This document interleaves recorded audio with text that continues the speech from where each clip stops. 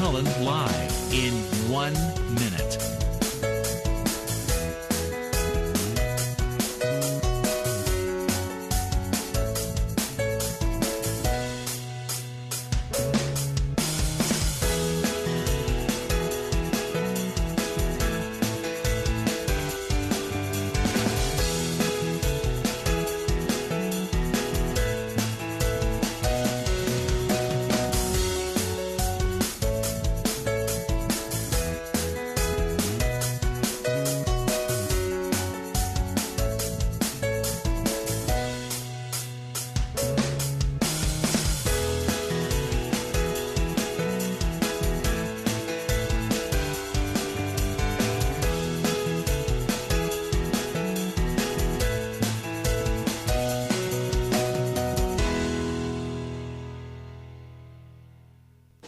Welcome to Lynn Cullen Live at pghcitypaper.com. Email your questions and comments to Lynn at pghcitypaper.com. It's time to do away with workplace policies that belong in a Mad Men episode. That was my favorite line. That's when he was talking about how abysmally some people are paid in this country, and specifically how women are abysmally paid, and how policies for sick leave and parenting are. I mean, it was a perfect metaphor because they're stuck back in an era when women were tethered to the house. You didn't need child care policies. Child care policies were keeping women in the house, preventing them from working outside it very easily.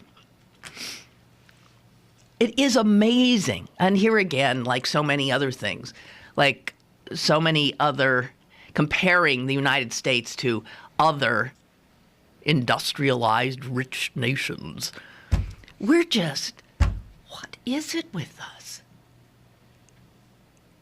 It's not socialism to have government policies reflect the reality of how people are living.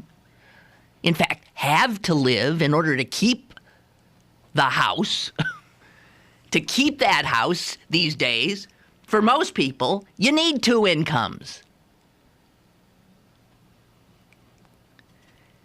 And then we do this talk about families and children, families, children.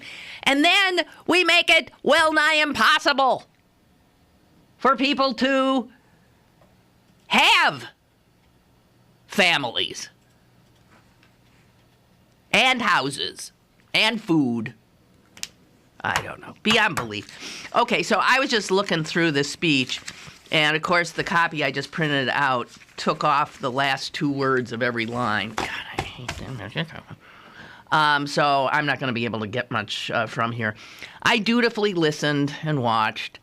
Guys, hi, by the way. What is it? It's the 29th of January. We're almost out of January. We're almost out. Then there's that February, but February is shorter. Then it's March. And you know what?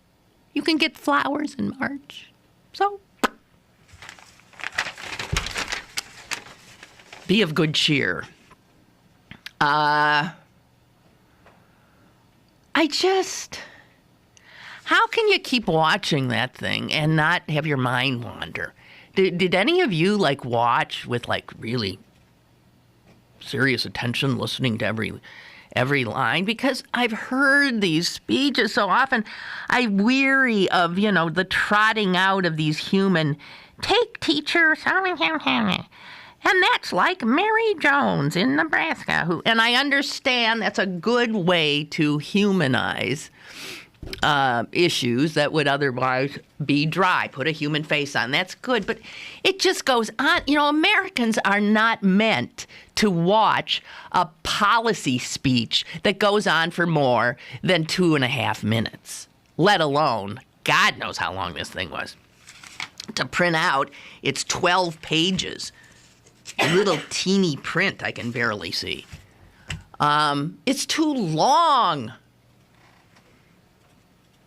I hate to sound like the new kind of American, but I'm representing them, and I have a larger capacity to do it than to sit there and but you know what? If I didn't have this job, I wouldn't have watched that last night. I would have read about it the next day. Because it's a choreography, a theater piece that I've seen. There are very few theater pieces that I want to revisit every year. And there's so many strange things about it because America does not have a monarchy. America is not big on pomp and ritualistic stuff. But this is one that we all have come to know, and it feels strange. Ladies and gentlemen, the president of... we don't do... And then, in he comes, and the clapping, and the this, and the that, and the blah, and then he gets up there, and then yet again, then Boehner's got to introduce him, and then yee-haw, goes on again, and the ups and downs. We've been here, done this. I'm sick of it. It doesn't mean anything. It doesn't matter. I don't think. But we have to do them, I guess. And it's so funny because some people obviously love this stuff. There was a cutaway shot at one point of Senator Schumer of New York. And he was sitting there like smiling and excited. How many of these has he sat through?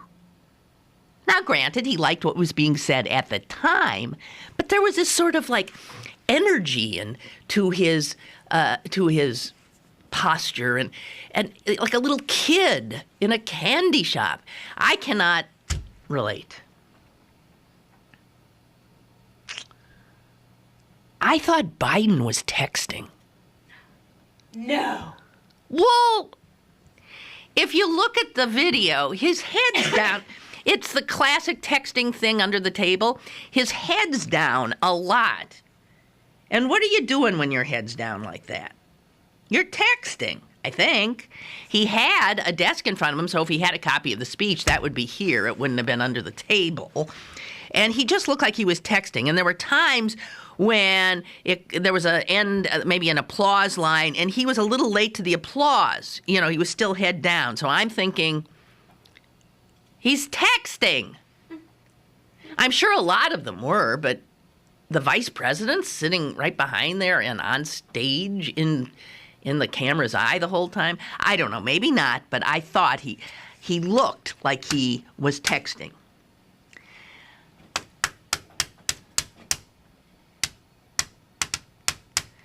This is a sad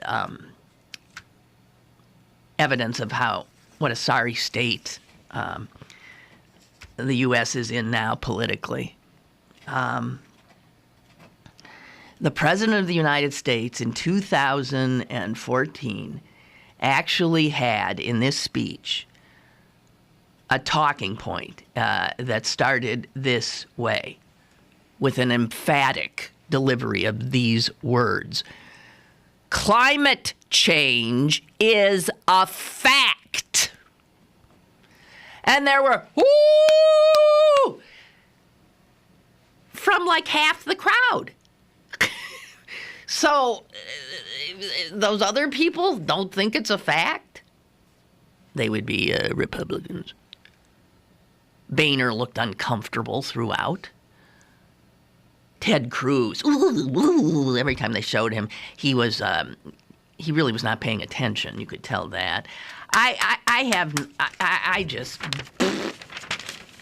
thought Michelle's dress was lovely, if not a little overdressed. Thought it looked more like a cocktail party thing. I don't know what the proper... I think you're supposed to be more business suity, aren't you? I don't know. It looked like she was going to a party.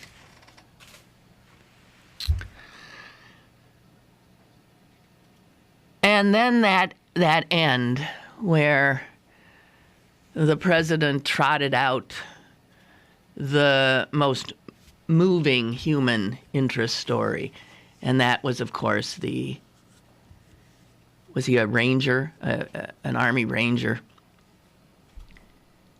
who was grievously wounded in Afghanistan, blown to pieces, but they put the pieces back together.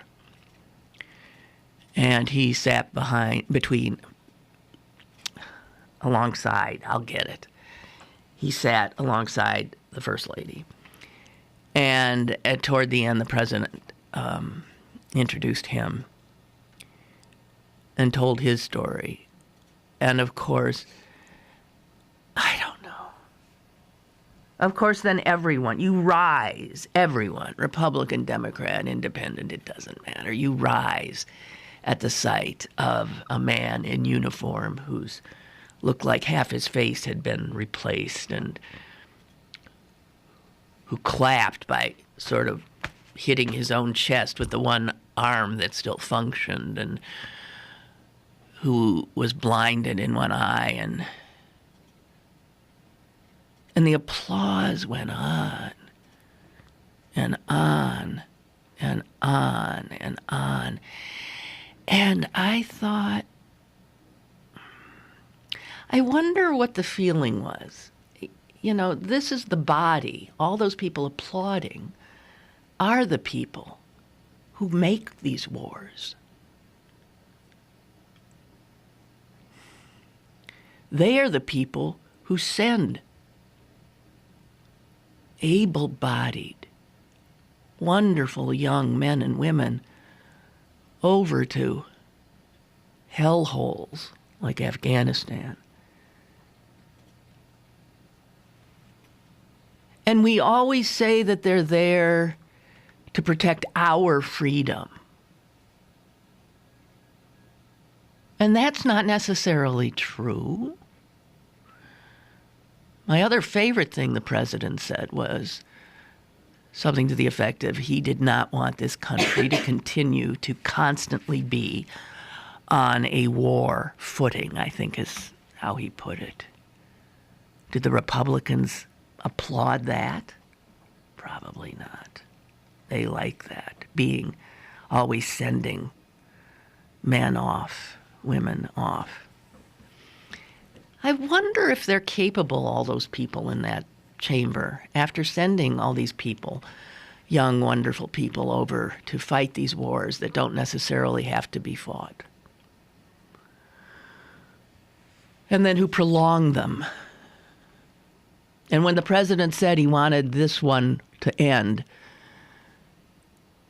within the year, to see how half, again, of the crowd did not applaud.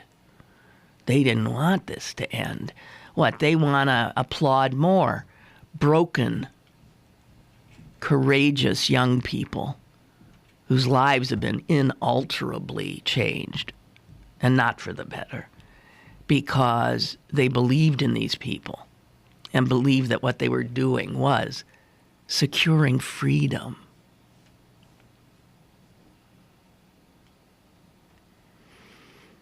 I don't know. I'm telling you right now, I don't think I'm going to watch next year. I'm just not going to. I can't stand it. Hello, caller. Hi. Hi, Lynn. Good morning. Good morning. I did not watch it in its entirety. I watched segments of it, and not while it was on. I couldn't help but think when I did see the part when he highlighted the wounded soldier about the Pete Seeger, "What did you learn in school today?" lyric. You know what? So did I. You know, it was, I think,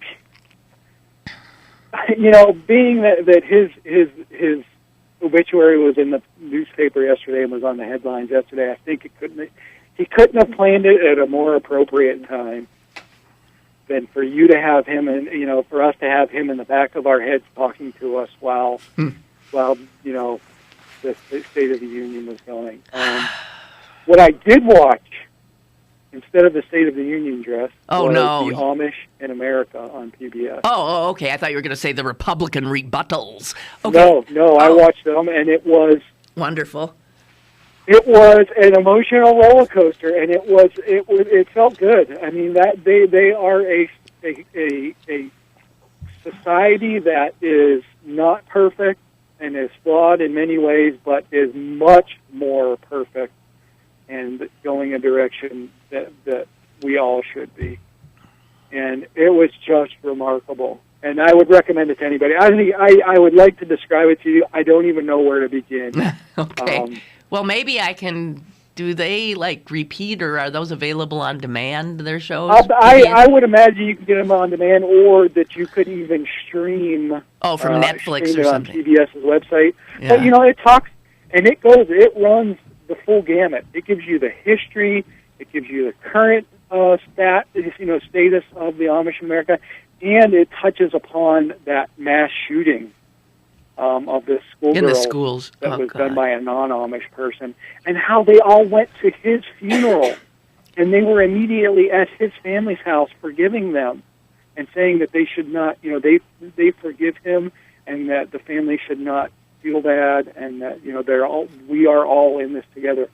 Truly remarkable. I mean, I think this country would have been much better served had they showed that had instead of the speech, the State of the Union address. I'm sure. Okay, I'm sure you. You're right. Thank you. Bye-bye. Bye-bye. So yesterday I had a little item and I was squawking about it. I just saw this much and I didn't know that. And I said, I don't know what the vote was in the court. I don't know. I was just stunned that there was this thing that the Supreme Court said that workers did not have to be paid for the time they spend donning and doffing. Boy, now if you look up those words, those sound like, Old English practically words. Those have to be Shakespearean era words. I mean, because we don't talk about, so I donned my coat and I doffed. The only thing I think we ever say, and even then we don't, doffed his hat.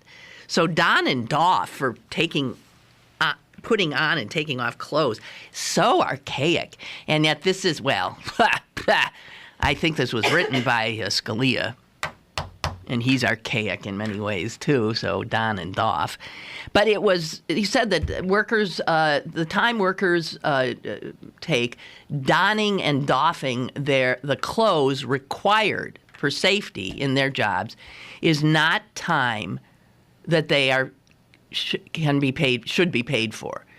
And the Supreme Court said, yeah, that's right, they shouldn't be paid for that. And I thought, what? Well, they wouldn't be donning and doffing if it wasn't part of the job, a necessary part of the job. So the job is the reason for the donning and doffing. And in fact, they can't perform their jobs, I'm sure, by regulation and rules, if they have not donned. And yet, it's not streetwear necessarily, so you do, so also, while still on the job, you doff so that you can then leave and look like a regular person again. To me, it's unbelievable. First of all, we can't be talking about a lot of time here. But clearly, this is one of those. And anyway, got an email here from someone who knew more about it. John, while you blame the Republicans for the U.S. Supreme Court ruling, I didn't know what the count was, but I did think of it as Republican-esque. Because it's anti-worker. While you blame the Republicans for the U.S. Supreme Court ruling that employees, and I didn't even know it was a U.S. Steel plant. So he tells me this came out of a grievance at a U.S. Steel plant.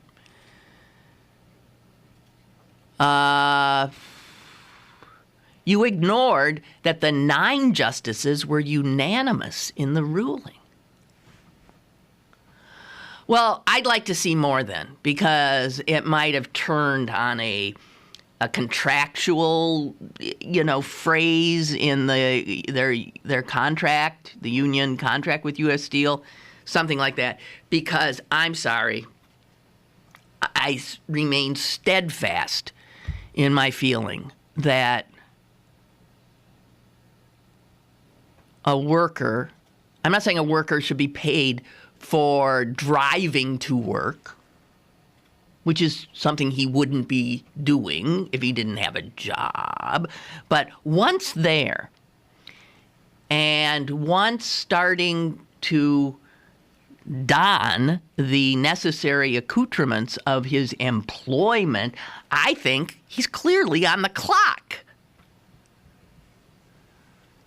John doesn't see it that way. He says, my dad worked in the mill. He wore his steel-toe shoes coming and going. A hard hat and safety glasses take how long to put on? Same for a welder's shield and gloves. Well, okay, but so here's my argument. I don't think we're talking about something. Are we talking about something like that? So they weren't paid for the time it takes to take a pair of shoes on and off? What is that? 2 cents? 1 cent? A half a cent? This doesn't make any sense at all. I'm thinking of a miner. They got lots of gear. Somebody brought up hazmat. I'm thinking my sister. I'm thinking of a hazmat worker. I'm thinking of there's a lot of people who and okay. Then John does say, okay, if you're a deep sea diver, perhaps a little more complex, but they must have a better lawyer. Yeah, that got in their contract so they don't have to argue before the court. This should have been argued between the union and U.S. Steel before the court needed to set a precedent. Whatever, but I think any fair-minded person would say that, first of all, fighting over something this picayunish is really pathetic.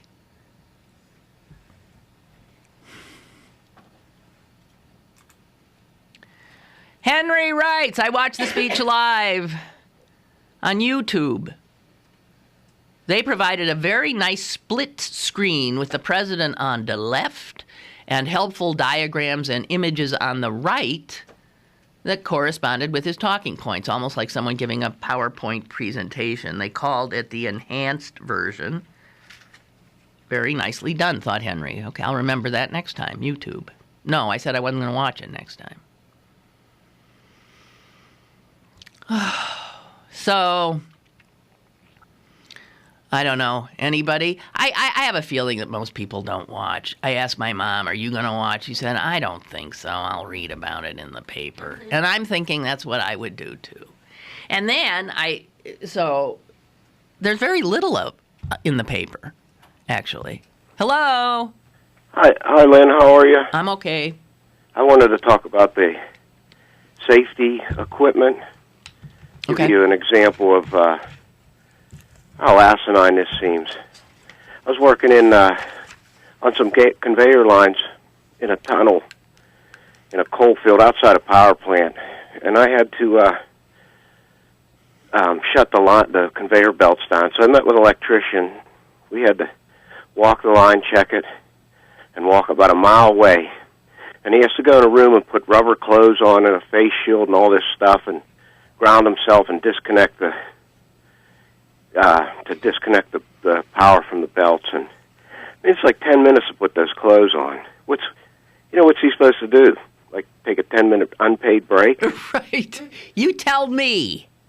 I don't know. An obvious part of the job, clearly. Right. And I know there's one thing. Like I've worked in a power plants for a long time, and in the morning when we go, you can't wear when you're working in a coal plant, you can't wear street clothes in there. So it was something. You get in it's a long way into the plant. It's a long ride to the plant to your change trailer. So you get to work, half an hour early.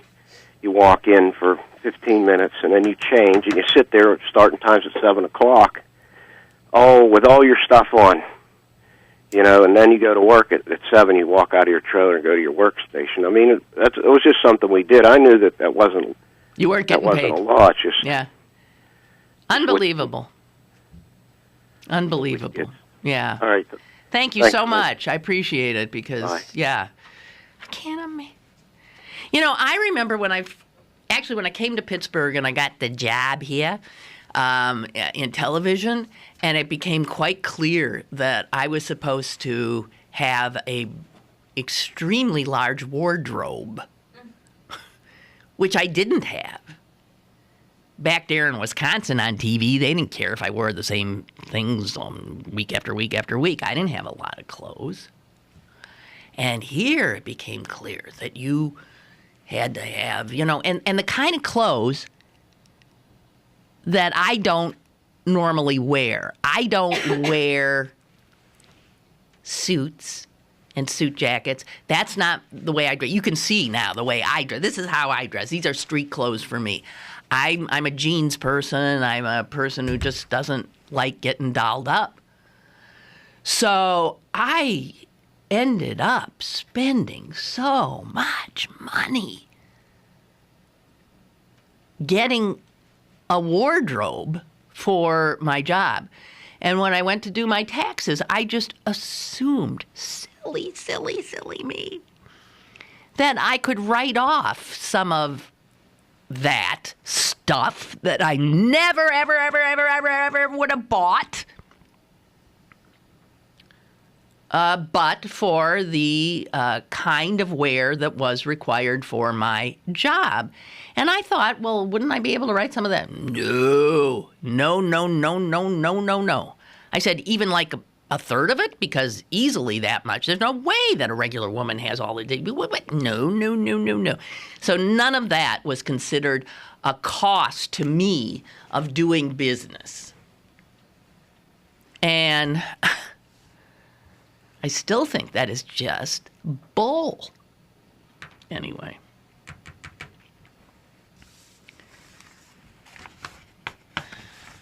What else we got? I'm looking to make sure I've got all your... You have any other comments here, guys? I don't see them. Okay. Ooh, geez. How to get P25. Okay, so let me get a break in here, and then we'll come back and, get into some other stuff. Just a general potpourri, a cornucopia, if you will, of conversation. Coming up. Email your questions and comments to Lynn at pghcitypaper.com or call Lynn at 412-316-3381. Lynn Cullen Live will return in a moment. Download the brand new CP Haps app on your phone and find out what's going on in Pittsburgh. It's the fun and free app that puts the most popular events at your fingertips.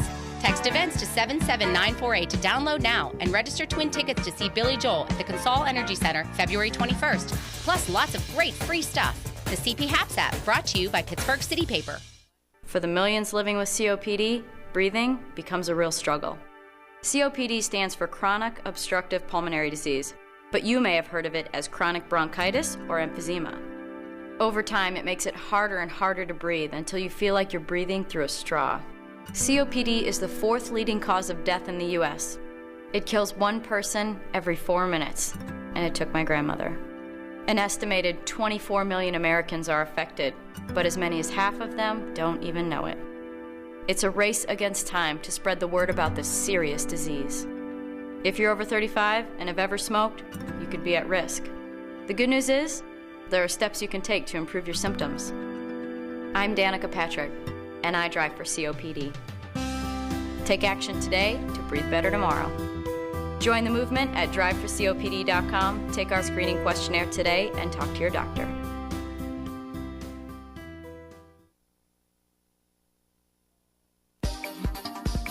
You're listening to Lynn Cullen Live at pghcitypaper.com. Once again, here's Lynn Cullen. Oh, hello there. My favorite story that I came across in the last 24 hours has to do with my old alma mater, Northwestern University, outside of Chicago. And did you see this? How the members of the Northwestern Wildcat football team, it's a Big Ten team, have filed union cards, filled out the paperwork with the National Labor Relations Board, and they want to unionize. The football players at Northwestern University are seeking union representation. Are you kidding me? If you think that this doesn't have the guys at the NCAA in a, their panties are in a twist or two. Because, wow. What essentially these players want to do is take on what they consider to be a cartel, the NCAA. And the Steelworkers Union is supporting their efforts. The captain of the football team is the guy, I believe, who was pretty much mostly behind it. He's I don't know if he's the captain, he's the quarterback. His name is Kane Coulter.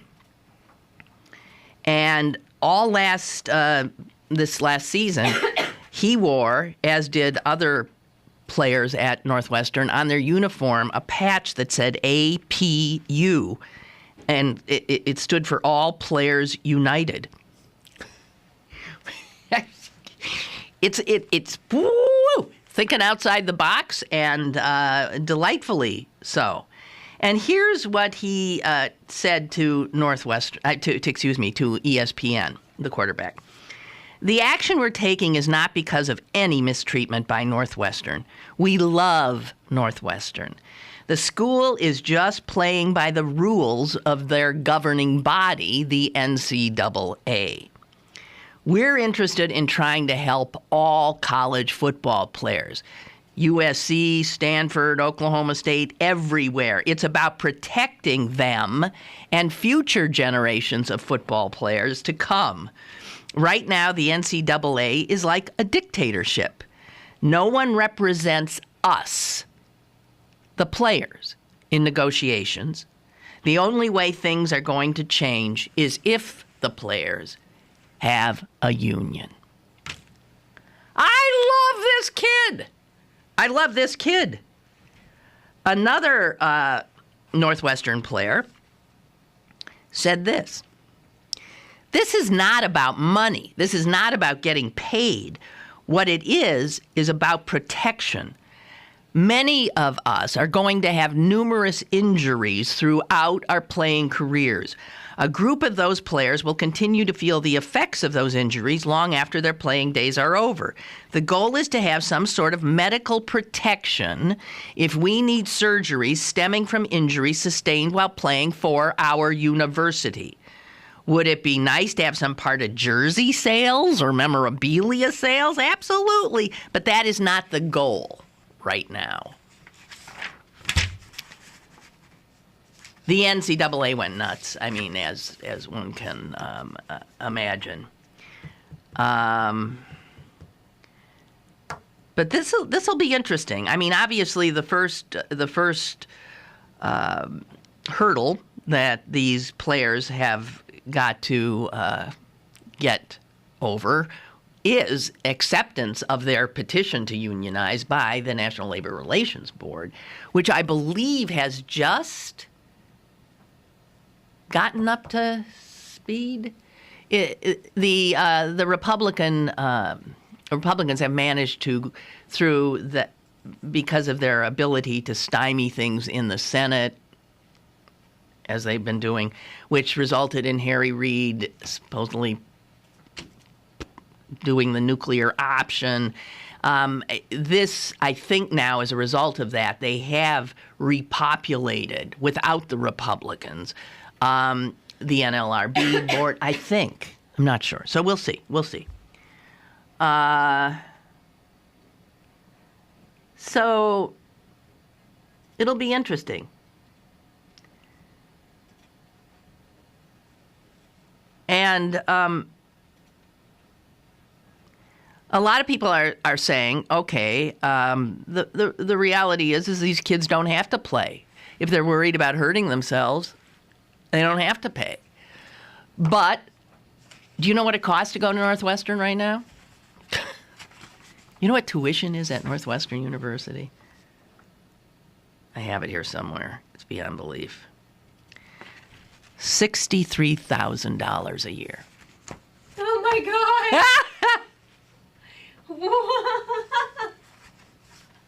Jess always has the proper response to these things. I assure you, I didn't. Wasn't anywhere near that when I went. $63,000. Now, It is a really high quality education there, yes. It's a gorgeous campus. But not a lot of Americans have $63,000 a year, and that's just the tuition. That's not room, that's not board, that's not books. That's not life, living it. So, for many people, the only way you get a Northwestern degree is via scholarship. And one of the most accessible ways for many people to get scholarships is to be an athlete, and a good one.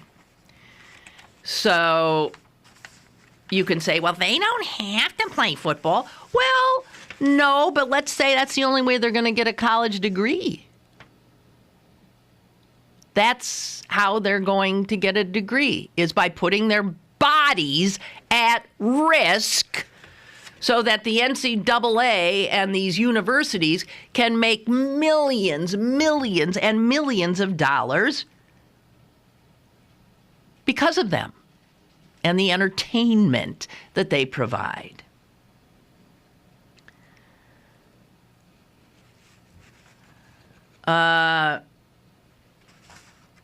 You can bet the NCAA will take a lot of that money, which it has made off of the backs of these football players, and use it to pay their lawyers to fight this tooth and nail. And while I'm on the subject of the cost of higher education in this country, did you see this? This was in the Post-Gazette today. This has to do with the endowments that these universities have. So I don't know what Northwestern's endowment is, but my guess is it's huge, because most of these universities now have sizable endowments. I'm still thinking that there has to be a mistake here. I was counting zeros. I was doing, okay, that would be hundreds. That's thousands. That's millions. That's billions? Okay, listen to this. Penn State. Remember how Penn State was going to be so hard hit by the Sandusky scandal? Apparently not. The market value of its endowment soared by 66% last year. Would that my 401k would do such a thing. 66%. It is just under, Penn State is sitting on an endowment of just under $3 billion.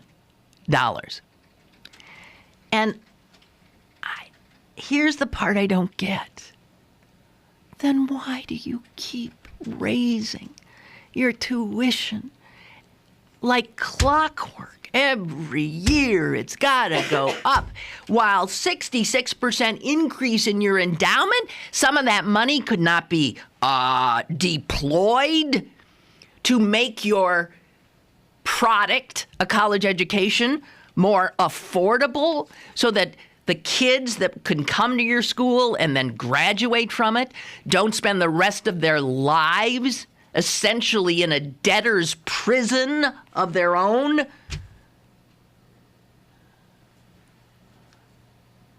The University of Pittsburgh's endowment. What do you think that is? If I'm reading all these zeros right, according to the Post-Gazette, right in here, the University of Pittsburgh's endowment is at $2,975,896,000, which is up hundreds of millions from just last year. So it's just under, it's just a mere 25 mils short of $3 billion. Why do they keep raising the tuition? Why are they always poor-mouthing? I swear I don't understand it. Oh, poor Carnegie Mellon. Oh, they just have $1,371,365,000, and their endowment only jumped by 39% last year. Poor Carnegie Mellon. So, also I find out in the Post-Gazette today, in a separate story, that Carnegie Mellon's tuition just went up. Oh, yeah, of course. Now let's see where theirs is. Well, it's cheap compared to Northwestern. Well, maybe not. I don't know, because maybe that Northwestern figure did have tuition, room and board. It had to have.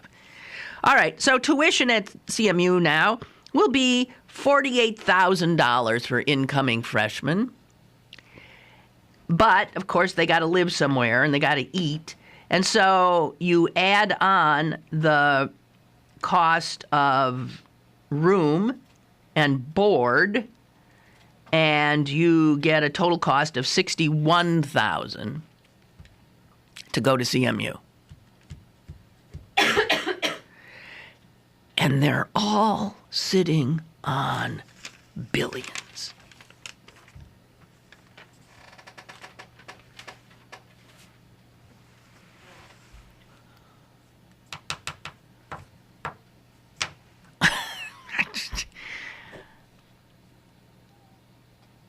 I can't believe that people aren't becoming radical in this regard, becoming so angry.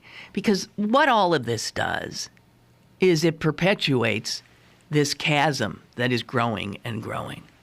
The rich, they don't blink. They can afford this stuff.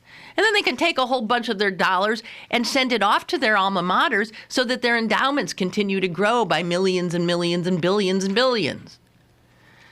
And for middle class, hello, are there any middle class people out there? For regular, ordinary Americans, even ones that make good livings, supposedly. I mean, families that might make $100,000 a year now. You can't afford this stuff. So if your kids go to school,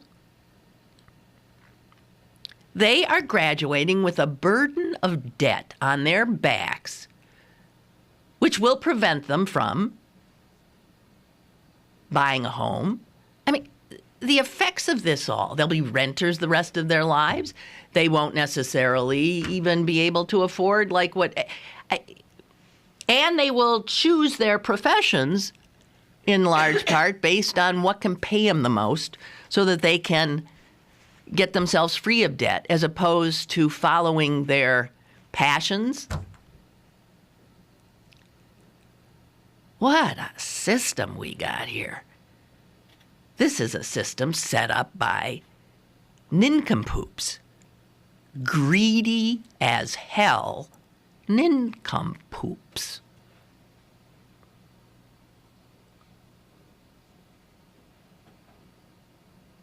So when I saw those black helicopters yesterday, Jess, that wasn't during the show, was it? It was right after. Right after the show. So right after the show was done yesterday, I looked out the window here. I'm on the very high floor of a skyscraper. Does anyone say skyscrapers anymore? Skyscraper downtown. And all of a sudden there was this, it was like a parade of helicopters. Jess started counting. Look, there's 1, 2, 3, 4, 5. 5. It was 5. 5 helicopters. And these weren't like life flight. These were clearly those, I think they're called Ospreys. These were military. Black helicopters. We're looking, what the hell?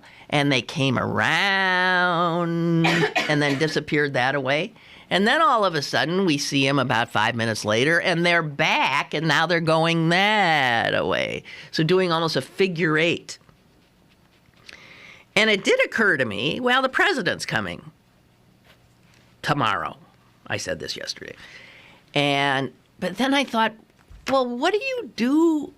So I said, maybe they're clearing the airspace. I don't understand. What can you do at that? What am I talking about? Like what? Like they can do plenty, I suppose. But what do you think they're actually looking at when they do that? Trying to find a nest of terrorists on the top of some building somewhere? I don't understand what they do. Why you... Anyway, so I think that is what it was for, and I know that's what it was for because somebody did look into it, and that's what it was for. It was in advance of the president's arrival in West Mifflin, I think in a few hours. Jeez. So, I think I will take my final break. Why not? Be back. Minute. More is on the way with Lynn Cullen Live. BergBargains.com is the best bet for your great Valentine's Day deals. Log on today for exclusive deals from your favorite local restaurants, bars, and shows. Sign up for the weekly email update for your chance to win a $100 gift card from the Swickley Spa. The all-new BergBargains.com, Pittsburgh's best bargains. BergBargains.com. While cutting molding with a 12-inch dual compound miter saw, while holding a newborn baby in your arms, when face-to-face with a congregation of alligators, with the ball in your hands and the entire freaking season on the line. There are a million places you'd never consider texting, so why would you do it while driving? NASCAR driver Casey Kane here, asking you to please stop the text, and together we can stop the wrecks. Brought to you by the Ad Council and the National Highway Traffic Safety Administration. Get the message at stoptextstopwrecks.org. Have a question or an opinion? Call Lynn Cullen at 412-316-3381 or email lynn@pghcitypaper.com. Now, more with Lynn Cullen Live. So, hello, welcome to the Cough a Minute Brigade. Asthma, bronchitis. It's slightly different coughs. I don't know if you saw this latest thing that Pittsburgh is at the top of another poll, this one taken by Demographia International. And it looked at the most affordable cities in the world. And guess what came out on top in the world? Pittsburgh. You are living in the most affordable city in the world. I'm reading, Matt Iglesias and Slate talked about it, and he was wondering about the methodology. He said, well, I can understand how Pittsburgh could make it as the most affordable city in the U.S., but in the world? So he's quibbling with that a little bit, but geez.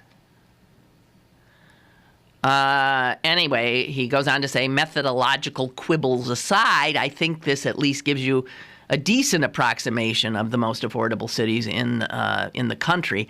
And in the country, these are what showed up, and they're ranking Pittsburgh. Number 2, Detroit. Right, you can get like a 20-room mansion for $10. Yeah, but you don't want to live there. Pittsburgh's different, and he points that out. He says you don't want to necessarily go to Detroit. It's affordable for the wrong reasons, but he said Pittsburgh's a good city. Pittsburgh, Detroit, in order: Atlanta, unless there's snow falling, Cleveland, St. Louis, Kansas City, Dallas, Minneapolis, Houston, and Charlotte. That's what it says here. And as he says, Detroit may be affordable, but it's also a city in crisis. And Pittsburgh, by contrast, is a great, he says, Rust Belt economic success story with an economy reoriented around healthcare, technology, and education. And that's Matt Iglesias, who's the business and economics reporter for Slate. He put that out yesterday. I have another thing here that is, I found interesting in USA Today. All this, scrounging around for Super Bowl stories now. I'm already so sick of it, I might not even watch. And USA Today bothered to look into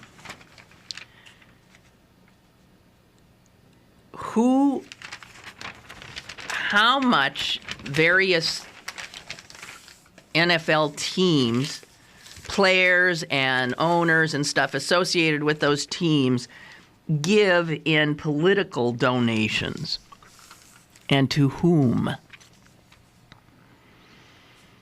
And I gotta tell you, interestingly enough, Pittsburgh's number 2 on this list, which is to say that Pittsburgh has players and owners that are politically involved in terms of supporting candidates.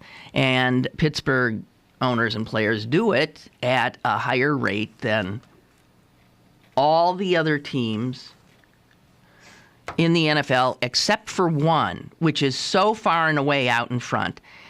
And it's the Houston Texans. They're number 1. And if you know anything about football, the Houston Texans are as sorry an excuse for a football team as there is. But the Texans have an owner who, not surprisingly, is extraordinarily rich. And he likes giving tons of money to Republicans. He's got billions, and Robert McNair gave just last year over $3 million of his money to elect Republicans to the White House and Congress for all the good it did him. He's as lousy a owner as he is a political contributor in terms of bang for his buck.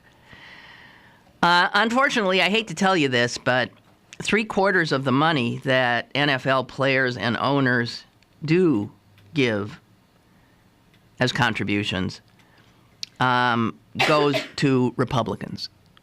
So the NFL is well, it makes sense, I guess, yeah. They're all paid extraordinarily well. And so people who have lots of money and want to have more vote for Republicans. So it's not a lot of money, though. If you think of individuals affiliated with the NFL, it's 32 member teams, and the Players Union donated almost $8 million to federal campaign in the last year. And nearly 3/4 of that money went to Republicans. Now, if you look, the supposed hook for this story was to look at the Broncos and the Seahawks in terms of their political giving. Whatever. And Denver outspends Seattle in that regard. And Denver overwhelmingly supports Republicans. It's enough to make you decide to change who you might have rooted for on Sunday. I don't know. John Elway pumped more than $50,000 into Mitt Romney's presidential campaign last year and gave other money to other Republicans. Peyton Manning donated $5,200 to Republican Senator Lamar Alexander.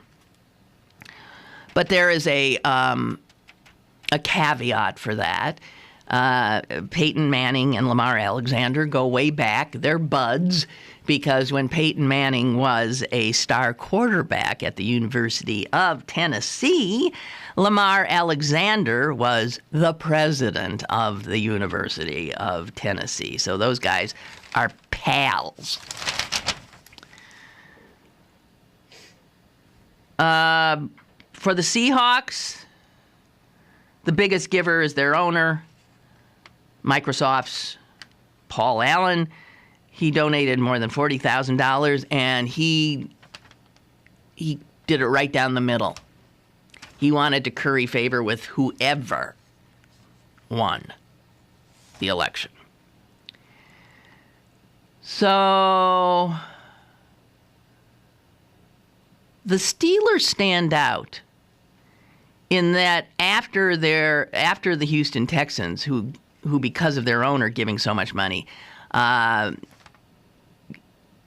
collectively gave $3.5 million in political donations last year. Steelers are number 2, and they're just at $500,000 about. I'm rounding up a little bit. $500,000 given by people associated with the Pittsburgh Steelers. And you can bet the Rooneys are high, have probably most of that money. And USA Today notes that it's people affiliated with the Steelers donated more, most of their money to Democrats.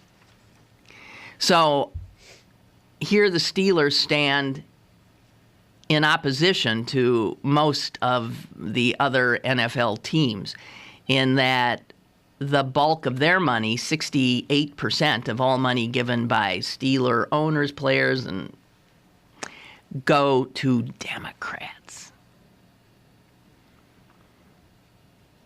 where 3/4 of all money given goes to Republicans for the NFL. Also, the Giants come out as givers to Democrats. 2/3 of the donations from the Giants go to Democrats. So, interestingly, the Steelers and and it's true, the Maras and the Rooneys are both much more liberal than most rich NFL owners.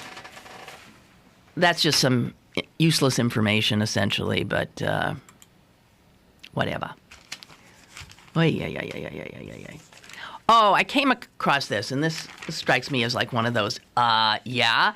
All those folks who think that the way to be safe is to get a gun. We know who you are. I know we can't talk reasonably to you because you won't hear it. You just feel safer with a gun in your house. And no amount of information or fact will peel you away from the certainty you feel that you're safer with a gun in your house. You are so not. It's a joke.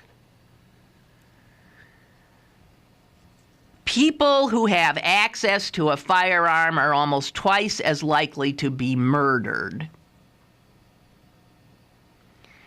and 3 times likelier to commit suicide than those without a gun in their house. You have a gun in your house, you're 2 times, more likely to be murdered and 3 times more likely to kill yourself in a down moment that would have passed with you living to see the next day,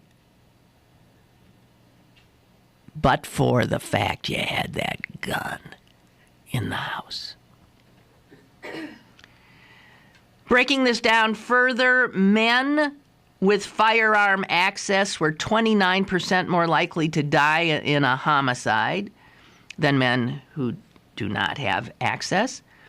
But the analysis found that a woman who had a gun in or available to her was close to 3 times likelier to die in a murder, in a homicide. Previous studies have shown that 3/4 of women who are killed with a gun are killed in their own homes. And know their murderer. But it just seems so amazing that these facts, I guess everybody always thinks, yeah, but not me. I understand, but those are those people. They live in violent neighborhoods or something, or they're violent by nature, and that's why they have their guns, whereas I have my gun as a responsible, rational human being, and I have it only so that I can protect myself. I don't know. So a friend of mine right near my house, a block from my house, last week, was walking home from work. He works right over here downtown. Got off the bus and was walking about 3 blocks to his lovely home. and a car pulled up, and a window rolled down, and a guy said to him, "Excuse me, sir, can you give me the time?" And my friend thought, what? No one asks anybody for the time anymore. Everybody has the time. Mm-hmm. But he's such a sweet soul. He said, yeah. And he, I don't know, looked at his watch or pulled out his cell phone. And when he looked up, there was a gun pointed in his face. This is an easy way to do robbery. You sit in your warm car, you pull up, you see a nice person walking down with a briefcase, and you just stick a gun out the window pointing at his head. And that's in a very nice neighborhood. So he gave him the money he had on him, and he's a wonderful skinflint. He says, I only carry like about $16. So he gave him $16, and then they said, give us your ring. And they took his wedding ring, and he celebrates his 25th anniversary tomorrow. They got his ring, and his. So he walked the rest of the way home, which was about half a block, and walked into his kitchen and called 911, and then poured himself a bourbon.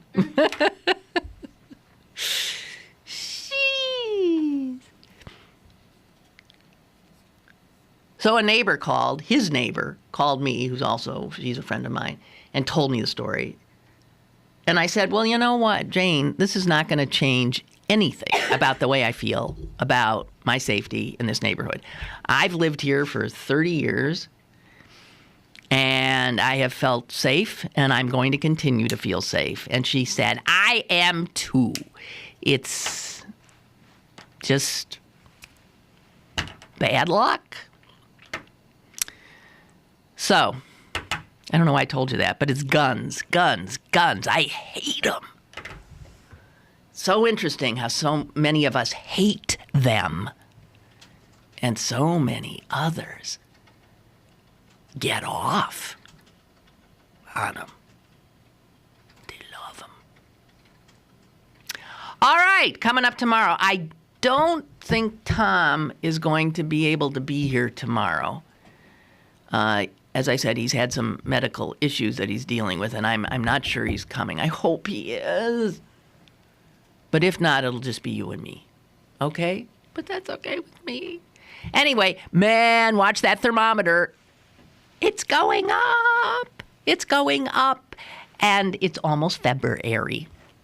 Why am I talking like that? Have a great day. Goodbye.